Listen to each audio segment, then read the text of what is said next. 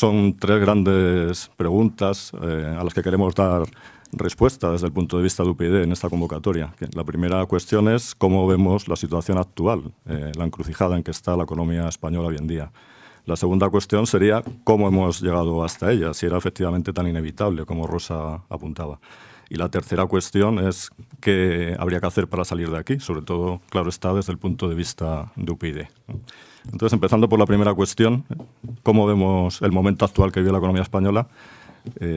Bueno, las señales de alarma son ya evidentes para todo el mundo. A lo largo de la mañana, el diferencial de deuda ha alcanzado los 300 puntos. Es una situación realmente preocupante, pero nos gustaría levantar un poquito la mirada y no quedarnos solo en la última cotización de la bolsa o el último diferencial, sino preguntarnos cuáles son los síntomas de la enfermedad que ha padecido la economía española, que son generalmente conocidos, y en qué medida el enfermo está mejor, en qué medida esos síntomas han ido mejorando.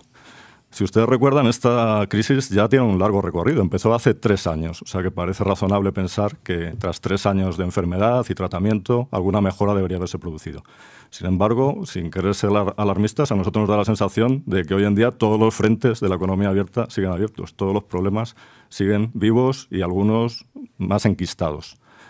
Recordarán que todo esto empezó con un problema en el sector inmobiliario, una burbuja en España comparable a la irlandesa, superior a la norteamericana. ¿Se ha ajustado el sector inmobiliario? Esos problemas se han solucionado 3 años después. Los expertos siguen apuntando que existe 1 millón o más, 1.200.000 de viviendas sin vender, que los precios no se han ajustado lo suficiente, que queda un potencial de caída, tal vez del 20%. Entonces no parece que este problema esté en vías de solución, ¿no?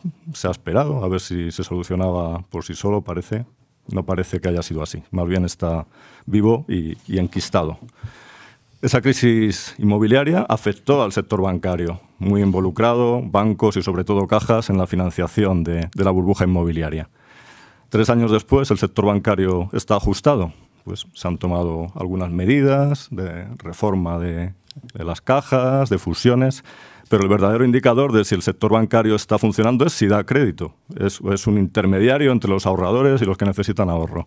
Y los datos del Banco de España, oficiales, están en el boletín económico y cualquiera los puedes ver todos los meses. Indican que el crédito a las familias y a las empresas está congelado, incluso con tasas de crecimiento ligeramente negativas.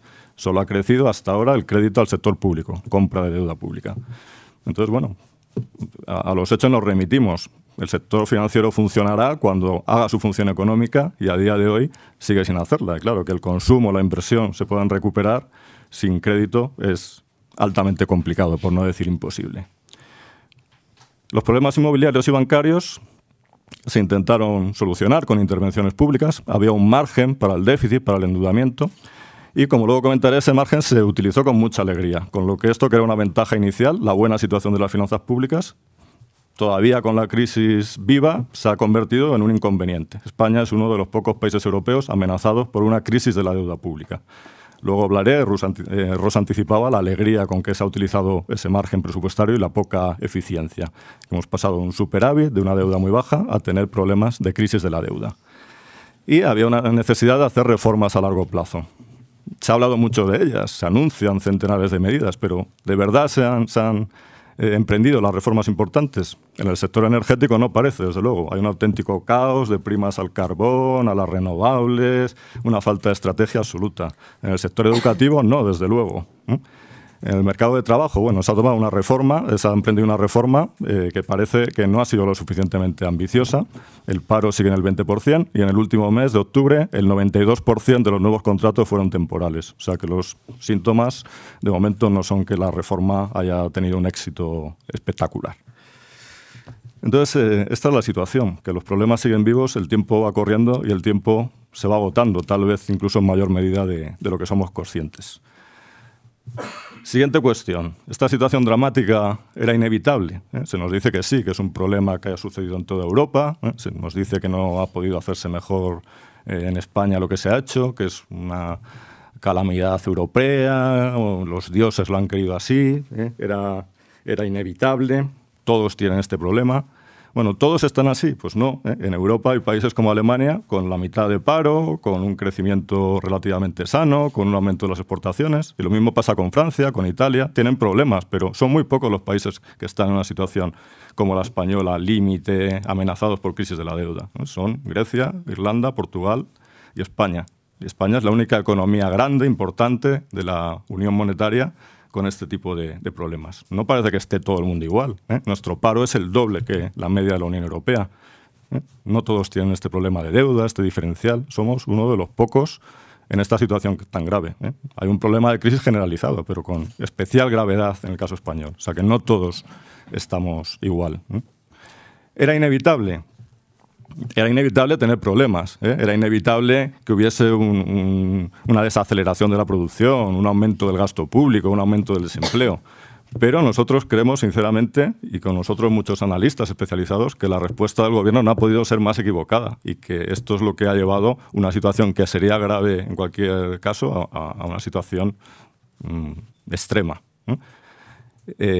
Rosa recordaba algunas de las medidas que ha tomado el gobierno. El gobierno miró para otro lado durante un tiempo, intentó ocultar que existía una crisis e intentó salir de ella a través del presupuesto. Como había margen para el gasto y el endeudamiento, pues vamos a gastar, que luego esto ya se superará y nos ayudarán desde fuera a salir del bache. Y tenemos una memoria corta en este país, pero aún así todos recordamos algunas medidas muy poco eficientes y muy costosas que el gobierno ha tomado con el dinero de todos.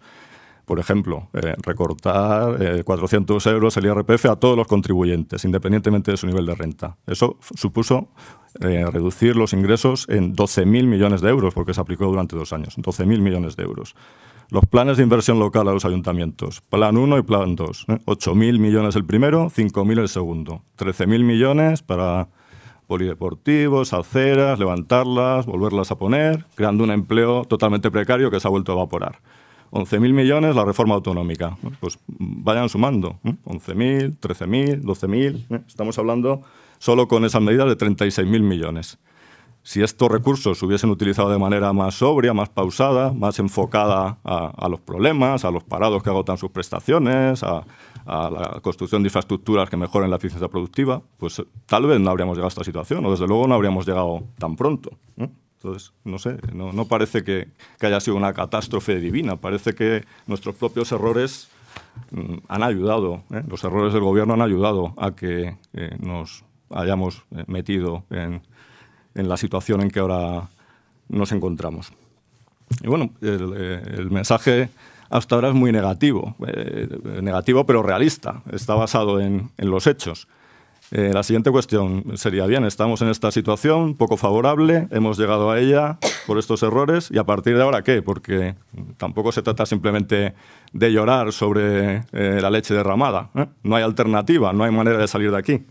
Bueno, pues cada vez hay un mayor consenso colectivo del tipo de cosas que habría que hacer, que realmente son cosas de sentido común. Y la última manifestación que apuntaba Rosa es este documento de la Fundación Everis, donde una serie de empresarios señalan lo que en realidad muchos académicos y muchos ciudadanos saben por sentido común desde que la crisis inició, cuáles son las grandes reformas que necesita la economía española. Nosotros queríamos apuntar, como Rosa bien señalaba, que UPyD es el único partido que lleva diciendo estas cosas desde el inicio de la crisis, y que estas cosas que ahora parecen revelaciones y que se van convirtiendo en socialmente aceptadas, de consenso, de sentido común, ha habido un pequeño partido UPyD que las ha ido planteando en el Congreso, que las ha ido desarrollando, no solo enunciando, sino desarrollando soluciones detalladas, y que se ha encontrado en todas las votaciones con el rechazo de los 2 grandes partidos mayoritarios, tanto del PSOE como, me gustaría subrayar, del PP.